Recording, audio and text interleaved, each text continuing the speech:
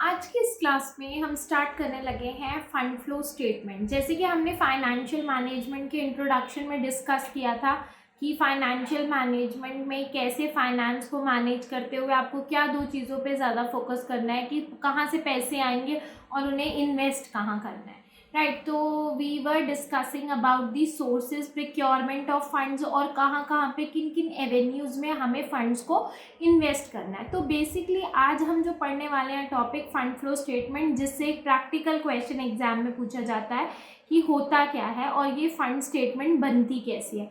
यहाँ पे fund flow statement में कैसे दो बैलेंस शीट के डेटा को कंपेयर किया जाता है, जिससे हमें ये पता चले कि क्या स्टेट है आपके एसेट्स की, लायबिलिटीज़ की और इक्विटी की, राइट। तो यहाँ पे हम डिस्कस करेंगे फंड फ्लो स्टेटमेंट। तो क्या क्या सोर्सेज हैं फंड्स के और पैसा कहाँ कहाँ लगाया गया है, that all we will going to discuss in this particular topic, right.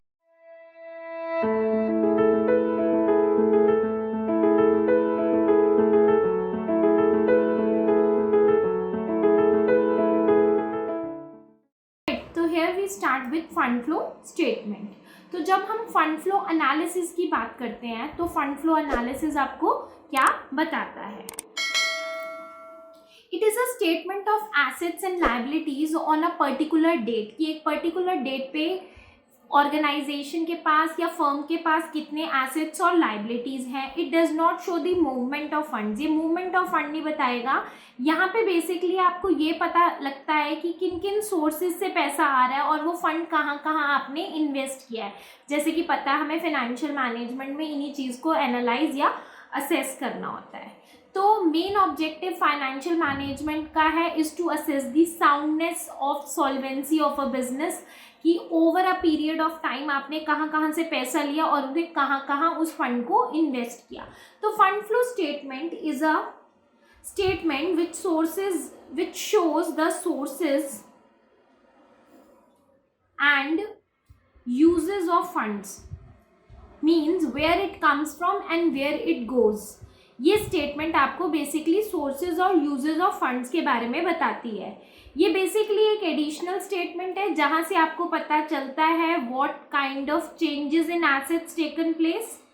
जैसे कि मैंने आपको स्टार्टिंग में बताया, आप दो बैलेंस शीट के डेटा को इवैल्यूएट करते हो, एनालाइज करते हो, असेस करते हो over the time period. Let's suppose आपके पास 2 साल की बैलेंस शीट दे रखी है, तो आपको पता चल जाता है कि पिछले साल आपके पास कितने एसेट्स थे और आज आपके पास कितने एसेट्स हैं। अगर आपने वो एसेट सेल कर दिया तो पिछली बैलेंस शीट में वो एसेट दिख रहा होगा, इस साल की बैलेंस शीट में वो एसेट नहीं दिख रहा होगा। लायबिलिटीज़ का भी यही स्टेट है, इक्विटी का भी यही स्टेट है, राइट। तो इस स्टेटमेंट के थ्रू आपको पता चलता है what are the changes has taken place in terms of assets, in terms of liabilities and owner equity between dates of two balance sheet, right. तो जब मैं फंड फ्लो स्टेटमेंट की बात करती हूँ, it is also known as the statement of changes in financial position.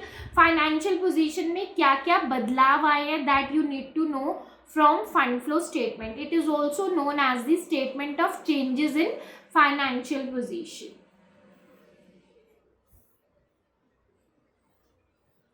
It is an another tool of analysis of financial statement, right. तो इस tool के थ्रू आप एनालाइज करते हैं कि फाइनेंशियल पोजीशन क्या है फर्म की।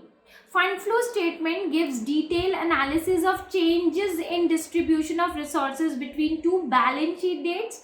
ये बेसिकली फाइनेंशियल एनालिस्ट इस स्टेटमेंट का यूज़ करते हैं, या फिर जिस बैंक्स या फिर फाइनेंशियल इंस्टीट्यूट्स को आप लोन के लिए अप्रोच करते हैं, तो वो लोग इस स्टेटमेंट के बेसिस पे डिसाइड करते हैं कि आपको कितना लोन ग्रांट करना है। So credit giving institutes make use of such kind of statements. अब हम सबसे पहले समझेंगे what are the sources of funds, क्या क्या हमारे लिए फंड्स के सोर्सेज कहलाते हैं। इशू ऑफ शेयर कैपिटल, अगर आपने शेयर्स इशू किए हैं वहाँ से आपको पैसा आ रहा है, तो अगर शेयर इशू हो रहे हैं तो it means it is a kind of source of funds, यानी कि यहाँ से पैसा आ रहा है। आपको नाम से पता चल रहा है, जब हम सोर्सेज ऑफ फंड्स बोल रहे हैं तो इट मीन्स हम बात कर रहे हैं कि पैसा आ कहाँ रहा है, कौन से जरिए हैं जहाँ से पैसा आ रहा है।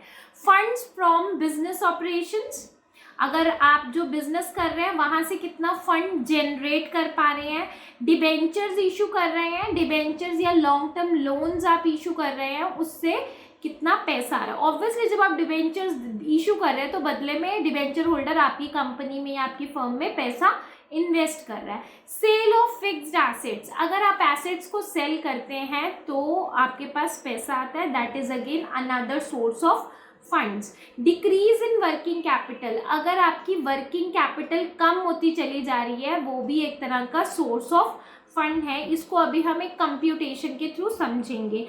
अगर आपकी लाइबिलिटीज बढ़ रही है, एसेट्स कम हो रहे हैं, that is also a source of finance या सोर्स ऑफ फंड्स। वो कैसे? अगर आपकी लाइबिलिटीज बढ़ रही है, इट मीन्स आप लोगों से उधार ले रहे हैं तो पैसा बढ़ रहा है, आपकी लाइबिलिटी ज़रूर बढ़ रही है क्योंकि आपको फ्यूचर में इस ऑब्लिगेशन को पे ऑफ करना है।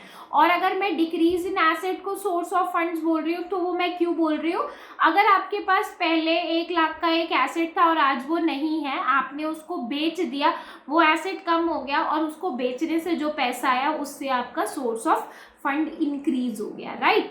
तो increase in liability source of fund है, यानी कि आपके फंड को बढ़ाता है, और डिक्रीज इन एसेट्स आपका सोर्स है, आपके फंड्स को बढ़ाता है। जब हम बात करते हैं एप्लीकेशन ऑफ फंड्स की, तो redemption of preference share capital. Application of funds मतलब आप पैसे कहाँ लगा रहे हैं या फिर आपके फंड्स जा रहे हैं किन किन एवेन्यूज से। अगर आपने प्रेफरेंस शेयर कैपिटल इशू की थी, आज आपको रिडीम करना है, उसको रीपे करना है, तो आपके पैसे कम हो जाएंगे, अपने फंड्स वहां पे लगा दिए। रिडम्पशन ऑफ डिबेंचर्स, अगर आपने डिबेंचर्स पहले इशू किए थे, आज आपको उसे रीपे करना है, तो आप ये कहोगे कि आपका डिबेंचर्स रिडीम होते होते आपके फंड्स चले गए, आपने एप्लीकेशन ऑफ फंड्स कर दिया। आपको डिविडेंड पे करना है, टैक्स पे करना है। अगर बिजनेस ऑपरेशन से आपका पैसा जा रहा है, लेट्स सपोज खर्चे ज़्यादा, इनकम कम है, तो fund lost through business operation, that is also application of funds.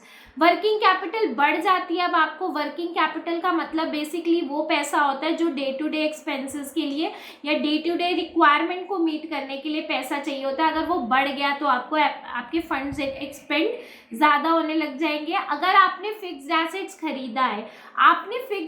खरीदा है या लॉन्ग टर्म इन्वेस्टमेंट किया, तो आपका पैसा जा रहा है क्योंकि आपका एसेट्स बढ़ रहे हैं। Repayment of long term loans, आपने पहले लोन्स लिए थे तब आपके लिए वो सोर्स ऑफ फंड्स थे, आज आपको वो लोन पे करने हैं, तो वो repayment of long term loans आपका एप्लीकेशन ऑफ फंड्स है। आपको डिविडेंड और टैक्स अगर आप पे कर रहे हैं, दैट इज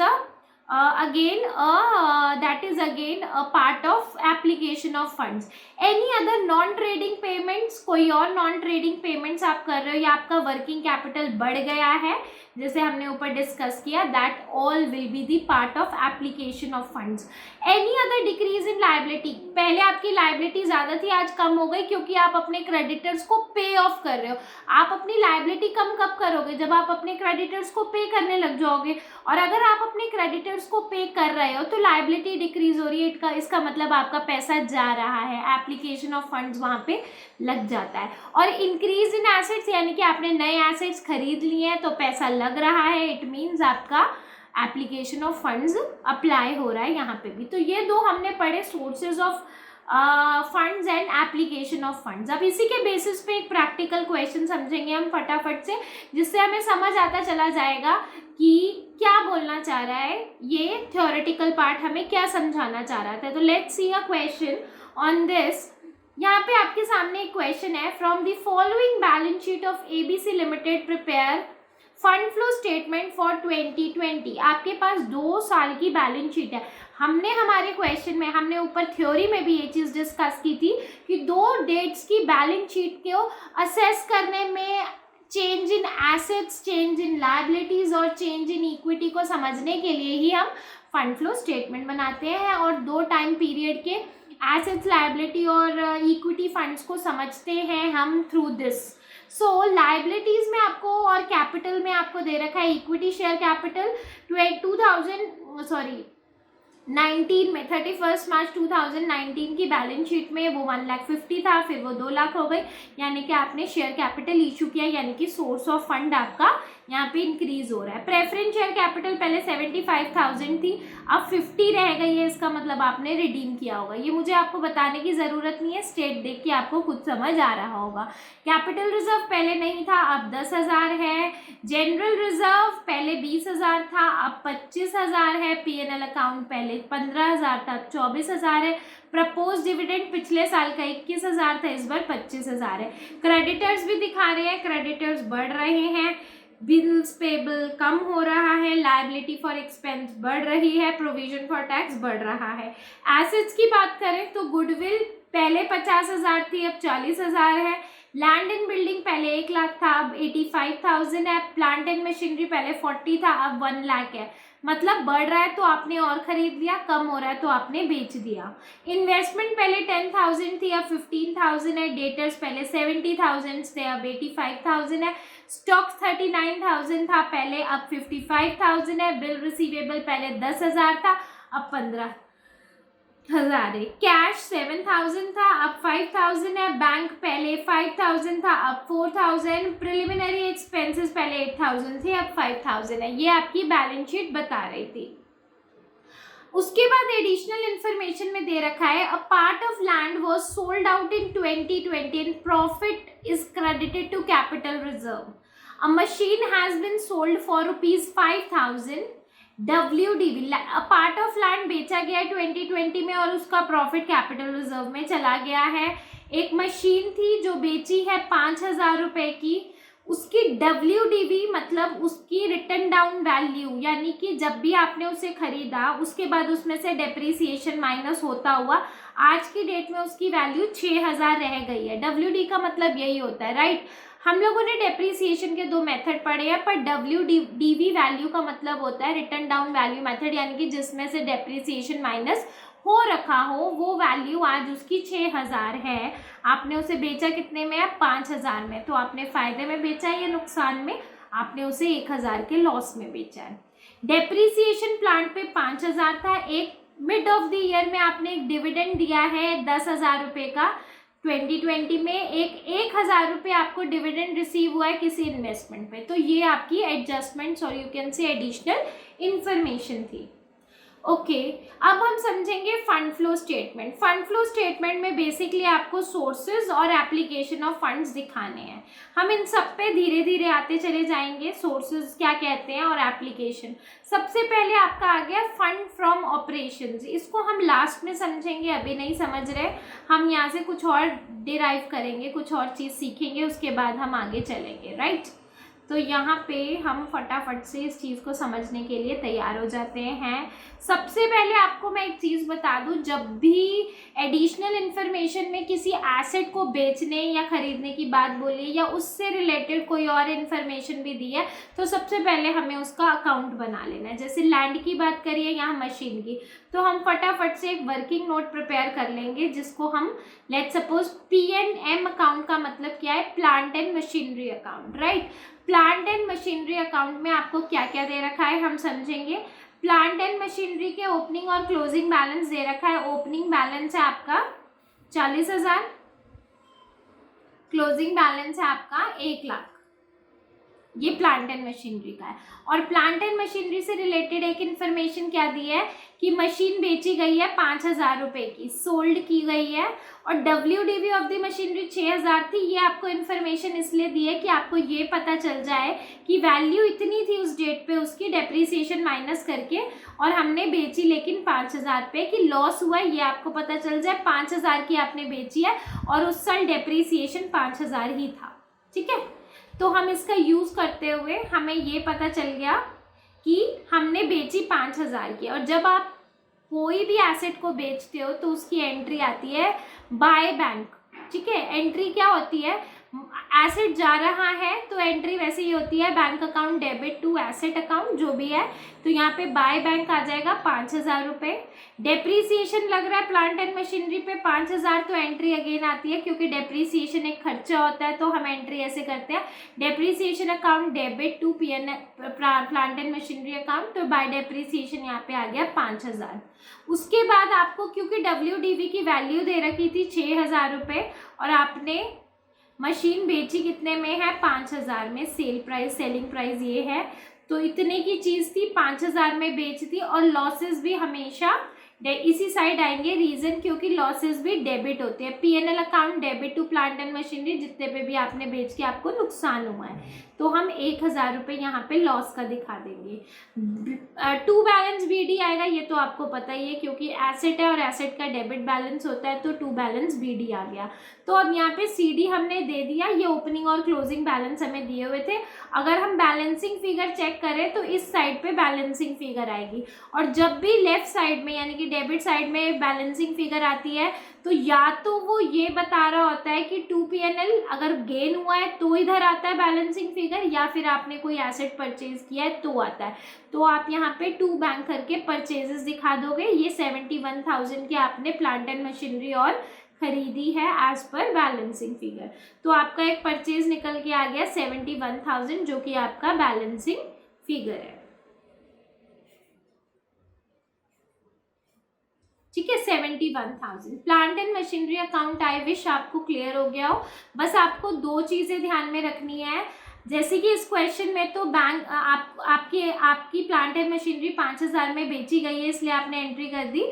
अगर आपकी बैलेंसिंग फिगर क्रेडिट साइड में आ रही होती तो वो या तो आपकी बाय बैंक सेल करके बैलेंसिंग फिगर होती या फिर आपकी लॉस करके होती, क्योंकि ये दोनों चीज़ें यहाँ दे रखी है और वैसे भी आपका जो बैलेंसिंग फिगर है वो इधर आ रहा है क्योंकि क्रेडिट साइड ज़्यादा हैवी है, डेबिट साइड कम है, तो यहाँ की जो बैलेंसिंग फिगर होती है वो तो या तो लॉस होती है।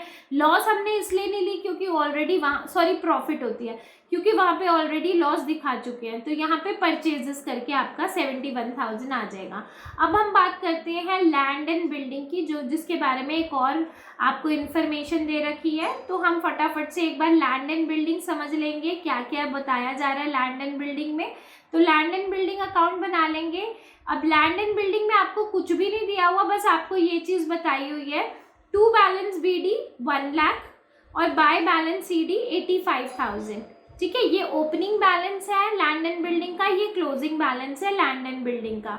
उसके अलावा आपको सिर्फ एक चीज़ बताई हुई है कि प्रॉफिट आपका कितना दिया हुआ है। प्रॉफिट उन्होंने दे नहीं रखा एक्चुअली, ये इन्फॉर्मेशन इसमें सिर्फ ये लाइन है, profit credited to capital reserve. एक लैंड का पार्ट बेचा गया है 2020 में और जो भी प्रॉफिट आया है वो कैपिटल रिजर्व में क्रेडिट कर दिया गया है।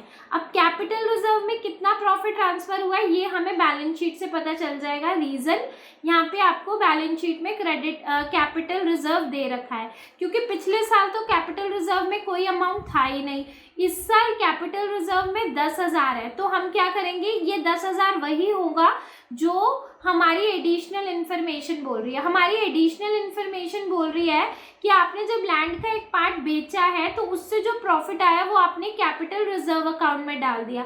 तो यानी कि जो इस साल कैपिटल रिजर्व का ये 10,000 है, ये ज़रूर इस लैंड को बेच के जो प्रॉफिट आया है, जो क्रेडिट कैपिटल रिजर्व में क्रेडिट हुआ है, वो यही 10,000 है। तो इस 10,000 को हम कैसे दिखा देंगे, ये 10,000 आपका आ गया लैंड एंड बिल्डिंग अकाउंट में दिखा देंगे इसको हम। ठीक है, लैंड एंड बिल्डिंग में हमें पता है प्रॉफिट इस साइड आता है, लॉसेज इस साइड आते हैं, तो to profit transfer to capital reserve, ये 10,000 यहाँ आ गया। यहाँ का टोटल आ गया 1,11,000 सॉरी, हाँ 1,10,000 सॉरी। ठीक है, 1,10,000 यहाँ का टोटल आ गया आपका, 1,10,000। ठीक है, और उसके बाद ओपनिंग बैलेंस दे रखा है, क्लोजिंग दे रखा है, प्रॉफिट दे रखा है। उसके अलावा लैंड एंड बिल्डिंग से रिलेटेड कोई इन्फॉर्मेशन नहीं है। डेप्रीसिएशन इसलिए नहीं दिया क्योंकि हमें पता है लैंड पे डेप्रीसिएशन चार्ज नहीं किया जाता। तो 1,10,000 में से 85,000 माइनस किया, जो यहाँ पे बैलेंसिंग फिगर आई थी। मैंने आपको पहले भी बताया था कि जो बैलेंसिंग फिगर आएगी, अगर क्रेडिट साइड में बैलेंसिंग फिगर आ रही है, या तो सेल हो रही होगी या फिर आपको लॉस हो रहा होगा। लॉस तो हो नहीं रहा क्योंकि यहाँ पे प्रॉफिट उन्होंने दिखा दिया है, तो इसका मतलब जो भी बैलेंसिंग फिगर है वो सेल में चली जाएगी। तो ये 25,000 के लैंड एंड बिल्डिंग आपने बेचे हैं एज पर दी इंफॉर्मेशन। तो यहाँ से एक और फिगर निकल के आ गई कि आपने लैंड एंड बिल्डिंग बेचा है 25,000 का। तो हमने 2 वर्किंग नोट बना लिए हैं, जिसमें पहले वर्किंग नोट से आपको प्लांट एंड मशीनरी से ये समझ आ गया कि 71,000 का प्लांट एंड मशीनरी खरीदा है। लैंड एंड बिल्डिंग से आपको ये समझ आ गया है कि 25,000 का आपने लैंड सेल किया है, राइट। तो 2 इन्फॉर्मेशन हमारे सामने आ चुकी है। उसके अलावा अब हम जरा समझेंगे जो जो चीज़ें हमें पता चल गई। अगर मैं बोल रही हूँ प्लांट आपने बेचा था 5,000 का, तो आपके पास पैसे आ रहे हैं, तो ये सोर्सेज ऑफ फंड में दिखाई दिया जाएगा। आपने लैंड एंड बिल्डिंग बेचा है 25,000 का, that is again a sale, तो वो 25,000 sale of land and building में ये भी आपका सोर्सेज ऑफ फंड है, क्योंकि यहाँ से आपको पैसा आ रहा है 25,000 आ जाएगा। उसके अलावा आपको क्वेश्चन में दे रखा है एडिशनल इन्फॉर्मेशन में कि 1,000 रुपये आपने रिसीव किया as a dividend on investment 2020 में। इसका मतलब आपके पास एक 1,000 का डिविडेंड रिसीव हुआ है, यानी कि फंड आया है, तो डिविडेंड रिसीव को 1,000 में हम दिखा देंगे। उसके अलावा कोई ऐसी चीज़ जहाँ से पैसा आया हमें नहीं पता। एक हमें हेड बताया गया था जब हम ऊपर थ्योरी पढ़ रहे थे कि एक फंड फ्रॉम ऑपरेशन होता है कि जो भी आपका बिजनेस प्रोसेस है, जो भी आप बिजनेस कर रहे हैं, वहाँ की डे टू डे ऑपरेशन से कुछ फंड या तो आ रहा है या तो फंड लूज हो रहा है। लूज हो रहा है तो वो एप्लीकेशन में आता है, अगर फंड जनरेट हो रहा है तो वो फंड फ्रॉम ऑपरेशन में आ रहा है। वो हम कंप्यूट करेंगे एक और वर्किंग नोट बना के, उसका अभी वर्किंग नोट बनना है। उसके अलावा एप्लीकेशन में क्या क्या आ गया, प्लांट एंड मशीनरी आपने खरीदी है 71,000 में, ये भी मैंने वर्किंग नोट से निकाला है। हमने एक इन्वेस्टमेंट परचेज की है 5,000 की, इन्वेस्टमेंट परचेज करी है। तो ये इन्वेस्टमेंट परचेज हमें कहाँ से पता चल रही है, यहाँ से। अब जिन एसेट्स की एडिशनल इन्फॉर्मेशन नहीं दी, हम उसको ज़रा समझ लेंगे। पहले आपके पास इन्वेस्टमेंट 10,000 की थी, अब 15,000 की, इसका मतलब आपने 5,000 की और ख़रीद ली है। तो ये 5,000 की इन्वेस्टमेंट आप यहाँ शो कर दोगे इन्वेस्टमेंट परचेज्ड में, ठीक है। करंट एसेट्स और करंट लायबिलिटीज में जो चेंजेस आए आप उसको हाथ नहीं लगाओगे। क्यों नहीं लगाओगे, क्योंकि वो वर्किंग कैपिटल निकालते टाइम हमें काम आएगी। क्योंकि अभी मैंने आपको बताया था सोर्सेज और एप्लीकेशन ऑफ फंड में चेंज इन वर्किंग कैपिटल का रोल होता है। उसके अलावा हमने यहाँ पे एक इंटरिम डिविडेंड पे किया है 10,000 का, तो वो आपका एप्लीकेशन ऑफ फंड है, तो इंटरिम डिविडेंड पेड यहाँ आ जाएगा। उसके अलावा कोई ऐसी चीज़, ये दोनों हमने दिखा दी, ये चीज़ें भी हमने दिखा दी। उसके अलावा हमने इस इन्वेस्टमेंट को दिखा दिया, डेटर स्टॉक, ये सब आपका करंट एसेट्स है, इसको हम नहीं छेड़ेंगे। कैपिटल रिजर्व का ट्रीटमेंट हो गया। अब जरा हम आ जाते हैं इक्विटी शेयर कैपिटल, पहले 1.5 लाख था, अब 2 लाख है, यानी कि 50,000 से आपका शेयर कैपिटल क्यों बढ़ गया, क्योंकि आपने शेयर्स इशू किए हैं। 50,000 के आपने इक्विटी शेयर कैपिटल इशू किए हैं, तो इशू करने से पैसा आ रहा है, तो issue of equity share capital डाल के 50,000 हम यहाँ दिखा देंगे। उसके बाद आपका नेक्स्ट आ रहा है प्रेफरेंस शेयर कैपिटल। पहले 75,000 था, ये तो पैसे कम हो रहे हैं, पहले 75 था 50 है, तो 25,000 से जो ये कम हुए हैं, तो इन 25,000 को आप रिडम्पशन में दिखा दोगे, क्योंकि आपके फंड्स जा रहे हैं redemption of preference share capital, हमने इसको भी दिखा दिया, राइट। उसके अलावा आपका एक और आ गया प्रपोज्ड पीएनएल को हम नहीं अभी छेड़ेंगे, इसका यूज है जनरल रिजर्व से, आपको कुछ लेना देना नहीं अभी। प्रपोज्ड डिविडेंड का क्या ट्रीटमेंट होता है, जो लास्ट ईयर का प्रपोज्ड डिविडेंड होता है वो इस साल पे किया जाता है। हमने कंपनी लॉ में भी पढ़ा है, जब हम डिविडेंड पढ़ते हैं, जो पिछले साल जनरल मीटिंग में आपका डिविडेंड प्रपोज किया जाता है वो इस साल आपको पे करना होता है। तो पिछले साल जो 21,000 था, इस साल का प्रपोज 25,000 है, तो आप 21,000 को दिखाओगे प्रपोज डिविडेंड जो इस साल पे ऑफ हो गया। तो आप इसको यहाँ पे नीचे वर्किंग नोट में लिख सकते हो, मैं अभी नीचे लिखवा भी दूंगी, और you can write it down कि last year propose dividend suppose to be paid in the current year, in the current financial year, right.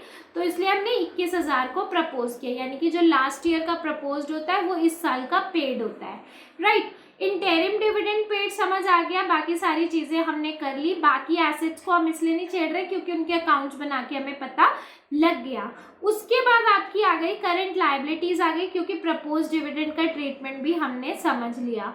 Creditors आपकी करंट लायबिलिटीज है। अब इन सब के लिए हमें बनाना है वर्किंग कैपिटल। देखिए वर्किंग कैपिटल का बेटा फॉर्मूला वैसे होता है change current assets minus current liabilities, लेकिन आपको 2 साल के करंट एसेट्स और 2 साल की करंट लायबिलिटीज दिया है, तो आप इस तरह से बना लोगे चेंजेस इन वर्किंग कैपिटल 31 मार्च 2019, 31 मार्च 2020 आपके करंट एसेट्स क्या क्या है, डेटर के पहले ये था, अब 85,000 है। 2019 का as it is balance sheet से उठा के आपने डाल देना है।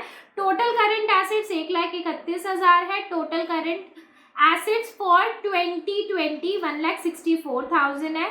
उसके बाद करंट लायबिलिटीज 2019 की 58,000 है। क्या क्या करंट लायबिलिटीज में आता है, creditor, bills payable, liabilities for expense, provision for tax.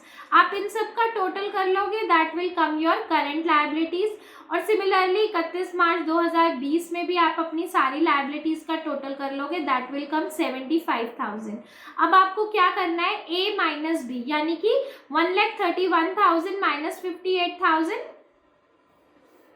1,31,000 minus 58,000, that comes 73,000। और दूसरा 1,64,000 माइनस 75,000,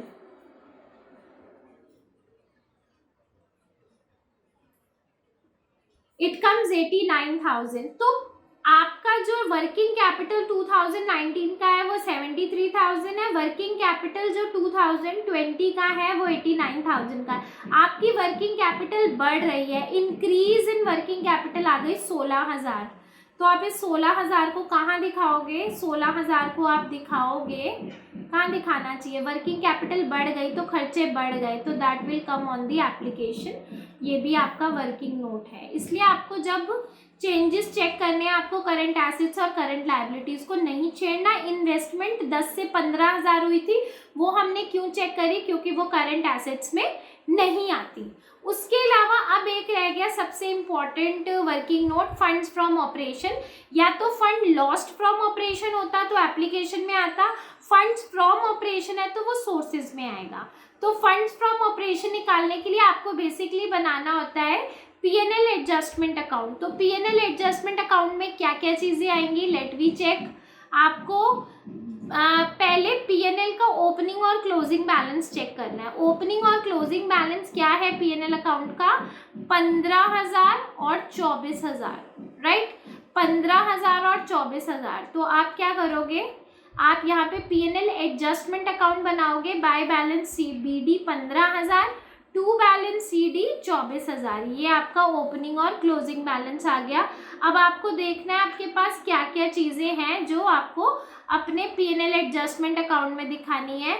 आपने डिविडेंड रिसीव करी है, एक रेवेन्यू आ रहा है, that is 1,000। Interim dividend pay कर रहे हो 10,000। डेप्रीसिएशन 5,000 है। जनरल रिजर्व में कितने पैसे जा रहे हैं, लॉस और प्रॉफिट, लॉस हो रहा है सेल ऑफ मशीनरी पे 1,000। प्रपोज्ड डिविडेंड इस साल का कितना है जो आपको अभी देना है, that will be 25,000। Goodwill return of का मतलब होता है गुडविल कितने से कम हो रही है। गुडविल आपका इंटेंजिबल एसेट है, जैसे बाकी फिक्स्ड एसेट्स पे डेप्रीसिएशन लगता है तो वो एक चार्ज है, वो एक खर्चा है, उसको दिखाते हो। तो पीएनएल एडजस्टमेंट में आप गुडविल रिटर्न ऑफ भी दिखाओगे। अब आप देखो कि गुडविल कैसे कम हो रही है, हमें कैसे पता चल रहा है। गुडविल आपको क्वेश्चन में दे रखी है, पहले दे रखी थी 50,000 और अब हो गई है 40,000, इसका मतलब 10,000 से कम हो गई है। तो ये गुडविल भी आपको कहाँ दिखा दी जाएगी, आपके पीएनएल एडजस्टमेंट में। उसके बाद प्रिलिमिनरी एक्सपेंसेस पहले 8,000 थे, अब वो 5,000 रह गए हैं, 3,000 से राइट ऑफ हो गए हैं। तो 3,000 ये, 10,000 ये आपको दिखा देना है कहाँ पे, पीएनएल एडजस्टमेंट अकाउंट में, राइट। पीएनएल एडजस्टमेंट अकाउंट में आपने क्या क्या दिखा दिया, डिविडेंड रिसीव हुआ है उसके अलावा इस साइड कोई एंट्री नहीं है। डेप्रिसिएशन आ गया, इंटरिम डिविडेंड आ गया, loss on sale of machinery हमने निकाला था, गुडविल रिटर्न ऑफ आ गई, प्रिलिमिनरी एक्सपेंसेस रिटर्न ऑफ आ गई, बैलेंस कैरी डाउन तो दिया ही हुआ था, loss on sale of machinery हमने निकाल लिया था, ये हमें पता लग गया था। उसके बाद आपका बच गया ट्रांसफर टू जनरल रिजर्व। और जल्दी से एक बार जनरल रिजर्व पे देख लेते हैं। पहले जनरल रिजर्व में 20,000 थे, अब 25। इसका मतलब प्रॉफिट में से 5,000 हमने जनरल रिजर्व में डाल दिया। हमें पता है ना, जब कोई भी कंपनी फर्म पैसा कमा रही है, प्रॉफिट अर्न कर रही है, तो उसका कुछ पार्ट आपको, जैसे आपको डिविडेंड पे करना होता है, तो कुछ पोर्शन हम रिजर्व में डाल के रख देते हैं कि आगे कभी किसी चीज़ में ज़रूरत पड़ेगी तो रिजर्व को मैं अपनी लैंग्वेज में तो एक गुल्लक बोलते हैं, जिस पैसे को साइड कर दिया जाता है और जब ज़रूरत हो उसको वहाँ से निकाल लो। तो पहले जनरल रिजर्व 20,000 था, अब 25 है। इसका मतलब 5,000 रुपये एक्स्ट्रा जो जनरल रिजर्व में आ गए वो प्रॉफिट एंड लॉस अकाउंट में से, प्रॉफिट में से डाल दिए गए हैं। तो हम ट्रांसफर टू जनरल रिजर्व 5,000 इसमें और डाल दिया गया है। बाकी आ गया प्रपोज्ड डिविडेंड। यहाँ पे क्यों आया वो भी बता देती हूँ। प्रपोज्ड डिविडेंड हमने पिछले साल का तो हम पे करते हैं, ये हमने एप्लीकेशन ऑफ फंड्स में दिखा दिया था। 25,000 इस साल का है जो अगले साल पे होगा, राइट। तो ये प्रपोज्ड है, इस साल का प्रपोज्ड है, तो इस साल का प्रपोज्ड आपको यहाँ पे P&L एडजस्टमेंट में दिखाना होता है। तो टू प्रपोज्ड डिविडेंड 25,000। तो अगर अब आप चेक करोगे ये दोनों साइड कितने से कम है, यानी कि इतने सारे खर्चे कहाँ से पे ऑफ हो रहे हैं, तो इसका मतलब फंड फ्रॉम ऑपरेशन 67,000 रहा होगा, यानी कि इतने पैसे हमने ऑपरेशन से अर्न किए होंगे, तभी हम इन एक्सपेंसेस को भी पे ऑफ कर पा रहे हैं। तो फंड्स फ्रॉम ऑपरेशन आ गया 67,000 एज अ बैलेंसिंग फिगर। ये 67,000, क्योंकि अगर ये इस साइड आता बैलेंसिंग फिगर तो हम बोलते fund lost to business operation, यानी कि जो पैसा हमारा चला गया, लूज कर दिया हमने। यहाँ तो हमने फंड फ्रॉम ऑपरेशन रिसीव किया 67,000, तो हम इस 67,000 को कहाँ दिखाएंगे, यहाँ पे फंड फ्रॉम ऑपरेशन 67,000, क्योंकि at the end of the day ये फंड फ्लो स्टेटमेंट का टोटल टैली करना होता है। तो 1,48,000 यहाँ आ गया, 1,48,000 वहाँ आ गया। तो बेसिकली ये आपका फंड फ्लो स्टेटमेंट का क्वेश्चन था, जिसमें आपको बेसिकली सोर्सेज और एप्लीकेशन आपको बनानी होती है, और जिसके लिए आपको बहुत सारे वर्किंग नोट्स प्रिपेयर करने होते हैं, जिसके थ्रू ये क्वेश्चन कंप्लीट हो जाता है। आई होप आपको ये क्वेश्चन अच्छे से समझ आ गया हो, ठीक है। Hope you like the video और आपको ये क्वेश्चन अच्छे से क्लियर हो। फॉर फर्दर क्लासेस और for further topics keep watching my YouTube channel. Thank you so much.